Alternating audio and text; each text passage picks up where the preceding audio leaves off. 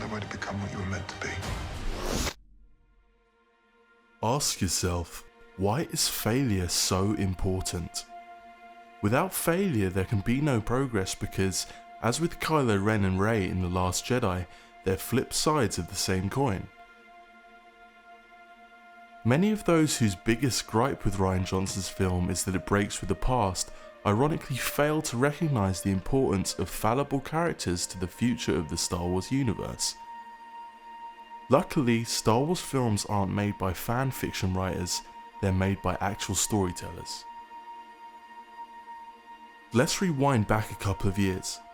The Force Awakens aimed to revitalise the franchise and welcome fans back to a comfortable, recognisable galaxy upon its release in 2015. J.J. Abrams was incredibly concerned with what his audience believed Star Wars to be, and at the time, a bit of nostalgia was necessary given the hate directed at the prequels. But in making us question everything we believe about Star Wars in Episode VIII, Rian Johnson asks us to quite literally burn the past to the ground. Not out of hatred for Star Wars, but quite the opposite, out of loving it enough to grant the franchise the new lease of life it needs to remain relevant for years to come. The Force Awakens was a love letter to the original trilogy. The Last Jedi is a fond farewell. It isn't the Star Wars film that every fan wanted, but it's the Star Wars film the franchise needed to survive. The biggest theme of The Last Jedi is summed up in Kylo Ren's quote, "Let the past die." After The Force Awakens and Rogue One, there were grumblings that Star Wars had become too reliant on callbacks and nostalgia for cheap thrills. And that can only go on for so long before audiences switch off, so Rian Johnson calls into question the binary morality of the original trilogy and the infallibility of our heroes, tearing the chosen one trope to shreds in the process. What's incredibly important to recognise is that people, no matter their age or their reputation, never stop evolving and making mistakes. And that goes for our childhood heroes too. If they cease to fail, then they cease to be dynamic personalities. By the time of the events featured in The Last Jedi, it's been 30 years since Episode VI. Circumstances change, people change, even Luke Skywalker. The Last Jedi doesn't care if you can't separate your feelings about original trilogy favourites like Luke, Leia and Han from their incarnations in the sequel trilogy. Ben!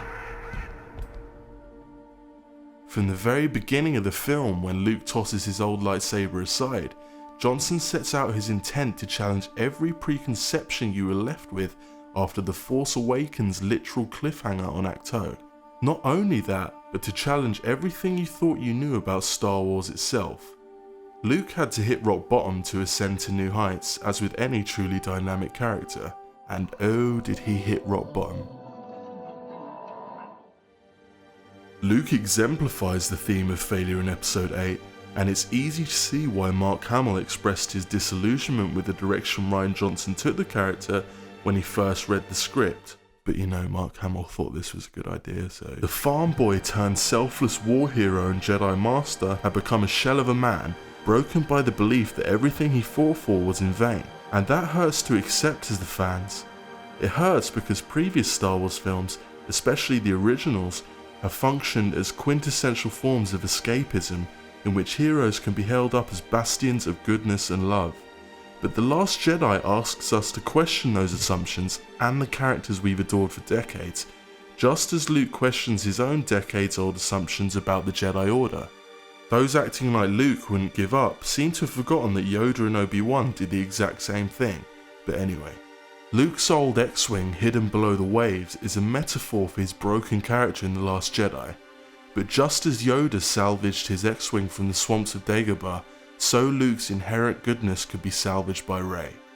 It's important to recognise that much of what Luke tells Rey in The Last Jedi is also directed at us, the audience. He's telling us that Star Wars by its very nature is imperfect, that much like in our own world, good intentions don't always bear positive results. His characterization in the film deliberately contrasts with that of Han in The Force Awakens, who despite losing his son and marriage remained a nerf-herding, risk-running smuggler at heart. I like this thing.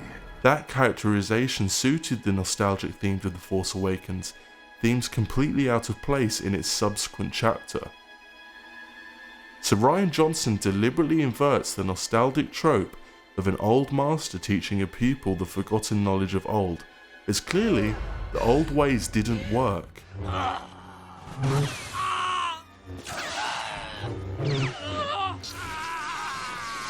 might want to rethink your technique. Darkness rose again in the galaxy following the events of Return of the Jedi. It'd be pointless then to rehash them again. Episode VIII proposes that rather than tweaking and amending the ancient ways of doing things, which have become convoluted and hypocritical, a new generation of personalities burn them down, kill the past, and become their own hope. This is shown in its most literal sense in the Last Jedi's tree burning scene between Yoda and Luke. Luke's beliefs helped him turn Vader back to the light side, but they also blinded him to Ben Solo's inner darkness. They failed him, and they failed Ben. It's natural then to assume that they'll fail Rey and the Resistance all the same.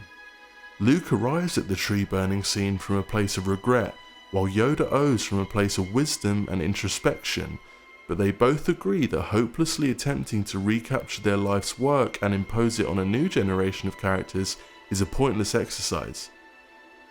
Evil flourished when Jedi were at their strongest in the prequels, and evil re-emerged following the events of the original trilogy.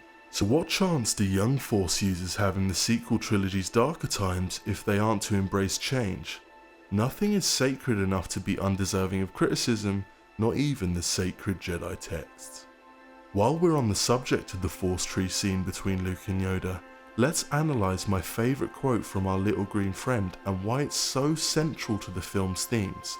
In telling Luke, "We are what they grow beyond, that is the burden of all masters," Yoda galvanises the film's core aim of pivoting Star Wars away from its past, while at the same time justifying the very existence of the prequel trilogy as a lesson in failure. In doing so, Yoda's words connect the franchise like never before, and that can only be a good thing for Star Wars.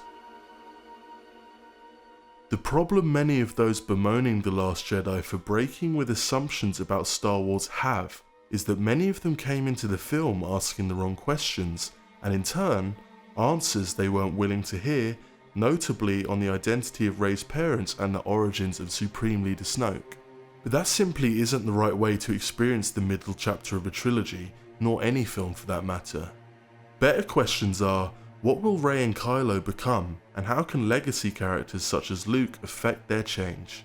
It seems a worryingly large section of the fan base invested in the pasts of the protagonists, rather than their futures. So, think back to the final scene of Episode VII. Consider where each character found him or herself by that moment. What subsequent experience would challenge them the most? What adversity could they face that would shake them to their core? Rian Johnson set out his intent in many of his pre-release interviews to ask the hardest possible questions of every individual character. What would those questions be? Well, think about it. For Kylo Ren, his greatest fear would likely have been being cast aside by the very master he sacrificed his own father to serve, just as Leia's would be giving up all hope for her son. For Rey, it would be fresh abandonment just as she seeks answers about her place in the galaxy, while Poe's greatest challenge would be getting out of the cockpit to act and think like a leader.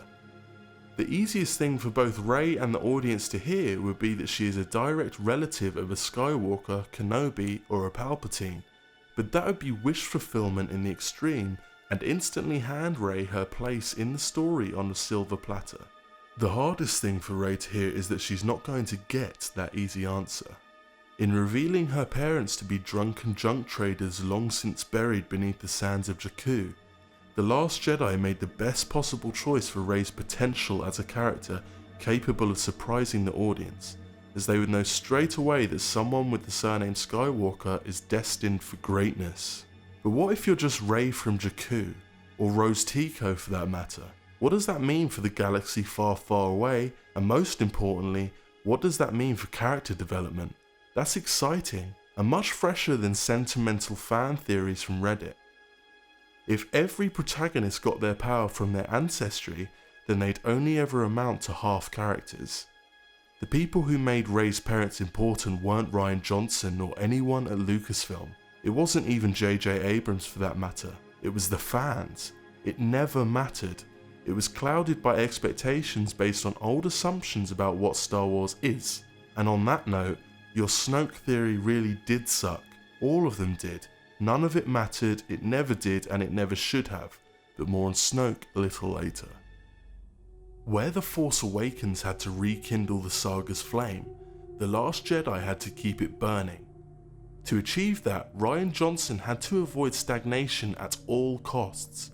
He had to bring about a revolution in Star Wars thinking, one that challenges the ebb and flow of good and evil, rebellions and empires, and resistances and first orders. This is why those complaining that Luke wouldn't act a certain way, speak a specific sentence, or make a certain decision 3 decades on from his last appearance have completely missed the point. The hero's journey of Luke Skywalker ended with Return of the Jedi. In the sequel trilogy, Luke's story has to play in tandem with Rey's if he's to remain relevant. That isn't to say that Luke's character was denigrated to make room for Rey. How could it? He gets the most heroic moment of the entire film to himself. And if you're incensed that Luke went out with a pacifistic sacrifice in The Last Jedi, rather than an all lightsabers blazing super duel, then you're missing his most integral lesson to Rey, that the Force isn't just about lifting rocks or swinging laser swords, but introspection and peace. Besides, did a lack of lightsaber battles ruin Rogue One? Or the Christmas special for that matter? So it's stir, whip, whip, whip, stir. Stir, whip, whip, whip, stir. Come on, faster all together now. Cooking can be fun. Stir, whip, whip, whip, stir. Stir, whip, whip. Speaking of Rogue One, I'll just leave this here for anyone questioning how the First Order were able to track the Resistance through hyperspace. Hyperspace tracking. Hyperspace tracking. Stir, whip, whip, stir. The way Luke plays on Ben Kenobi's famous last words only to subvert the nature of self-sacrifice is a stroke of deliberate genius. Unlike Obi-Wan, Luke didn't need to be struck down by his enemy to ascend into being one with the Force. He stood by his lesson to Rey and used the Force in an entirely new way to save the Resistance, and in doing so, he became the most powerful Force user ever seen in the new canon. Who else could project themselves across a galaxy to save their friends? Who else has done that?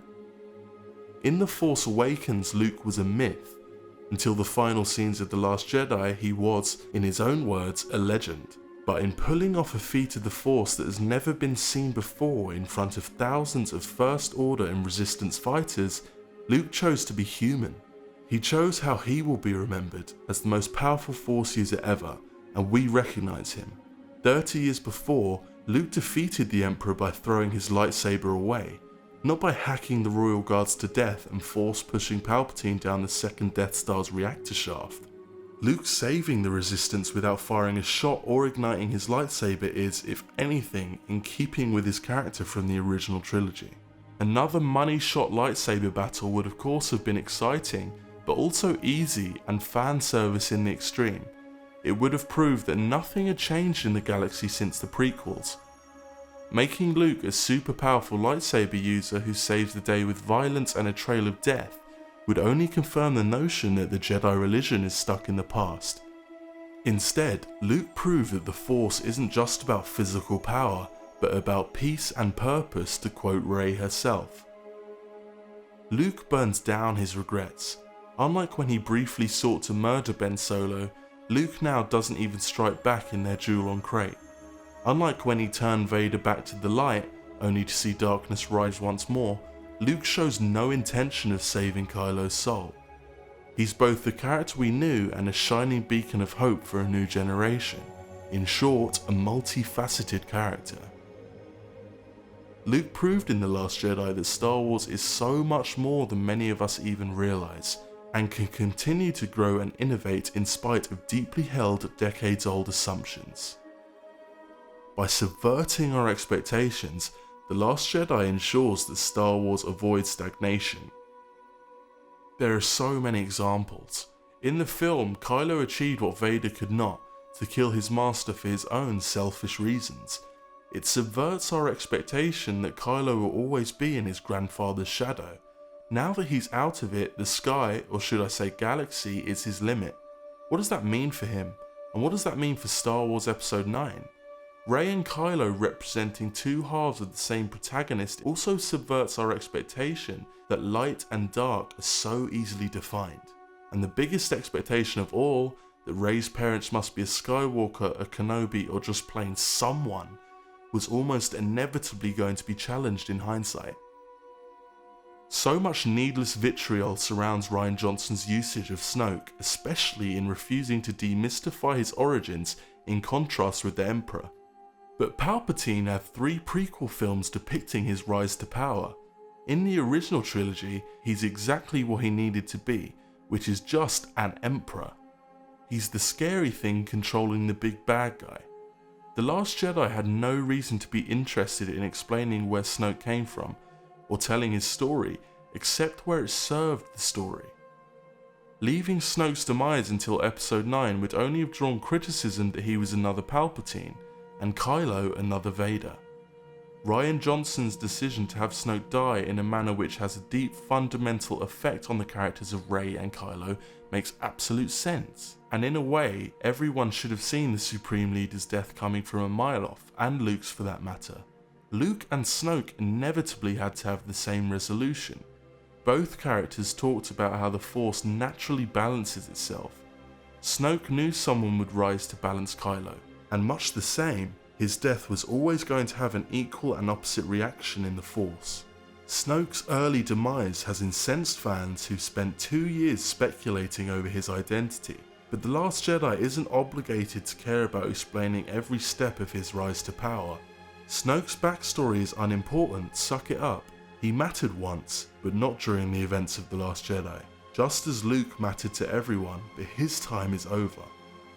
While fan speculations, predictions and theories can be fun, as shown by some of the most intense reactions to The Last Jedi, they can lead to huge problems too. There's also been a raft of criticism over Finn, Rose and even Poe's subplots in The Last Jedi, with claims that they achieve precisely nothing by the time of the Supremacy's destruction. But the criticism comes from a complete misunderstanding of Rian Johnson's nuanced writing. It was great to see a grandiose plan by our heroes completely and utterly fail for once. Their missions serve as lessons that sometimes, no matter how hard you try, you will fail. That doesn't have to be a character trait restricted to the bad guys. It's a smart diversion of our expectations which totally complements other moments in the film, such as Yoda's words to Luke, that the greatest teacher failure is. Because you fail, it doesn't mean you can't grow. Hell yeah, Poe and Finn risked the lives of everyone in the Resistance, but in doing so, Poe became a true leader and Finn became a true rebel. Think of Raiders of the Lost Ark, a classic in which the epic fails of Indiana Jones drive the plot forward. It doesn't matter that he consistently messed everything up along the way to saving Marion and tracking down the Ark of the Covenant. It mattered that he grew as a character as a result, and The Last Jedi should be held to the same standard, regardless of the consecration of Raiders as one of the best action flicks of all time. Remember, even our most beloved childhood heroes aren't sacred enough to remain unchallenged, just like the sacred Jedi texts. One thing The Last Jedi hasn't been praised enough for is redefining characters who hadn't yet found their place in the universe until now. Making General Hux a punching bag, which was an ill-defined facet of his character in The Force Awakens, gives him a reason to exist moving forward. Maz Kanata, who is also ill-defined in Episode VII, is now useful as comic relief, something that wasn't always obvious previously. And the same goes for Poe, who's been strengthened enormously as a character. In The Last Jedi, he transitions from hothead flyboy to young revolutionary. Neither trait was particularly obvious at all in The Force Awakens, in which Poe was a vague Han Solo Wedge Antilles hybrid character with little sign of any temperamental problems to make him stand out. The Last Jedi's clean slate redefines Poe with a distinct personality and purpose, and in doing so keeps him fresh as a character, just as it keeps the Star Wars saga fresh as a whole. If you're wondering why The Last Jedi was so jarring the first time you went and saw it, that's precisely because The Force Awakens was so reassuring and so comforting in its recognizability. That makes it all the more difficult to digest that some of the people who criticised Episode 7 for being too much like A New Hope seem to be the same people attacking Episode 8 for changing too much at once. More than anything, The Last Jedi is bold. It doesn't care about your personal relationship with Star Wars because it isn't as important as keeping the saga fresh. It doesn't concern itself with what you think Luke Skywalker is or was. It cares about freeing Star Wars from the noose of predictability. After The Last Jedi, it feels as if Episode 9 could go anywhere in any direction under J.J. Abrams, and I think that's exactly what Rian Johnson set out to achieve, to provide as blank as possible a canvas upon which fresh stories can grow.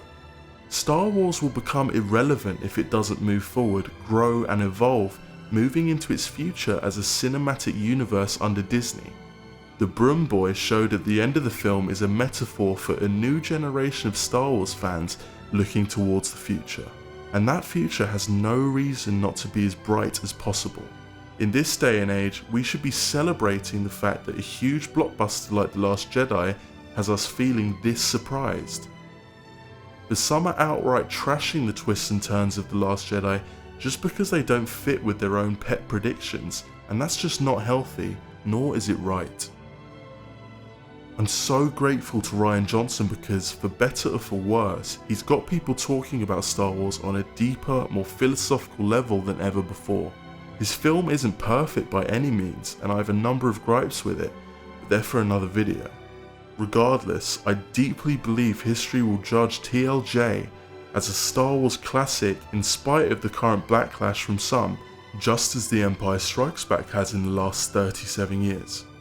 Yoda's return, the throne room battle, and Luke's showdown with his nephew are all scenes which will go down as some of the very best moments in the saga. Mark my words. I really encourage anyone who had mixed feelings about The Last Jedi upon their first viewing to see it again and again. Everyone I've spoken to who experienced the movie for a second or third time enjoyed it even more than the last. That's the sign of a truly intelligent, thought-provoking piece of cinema. It gets better with every viewing because it doesn't ask the easy questions, it asks the necessary ones. If Star Wars is to remain relevant, it needs to keep necessary and stay vital.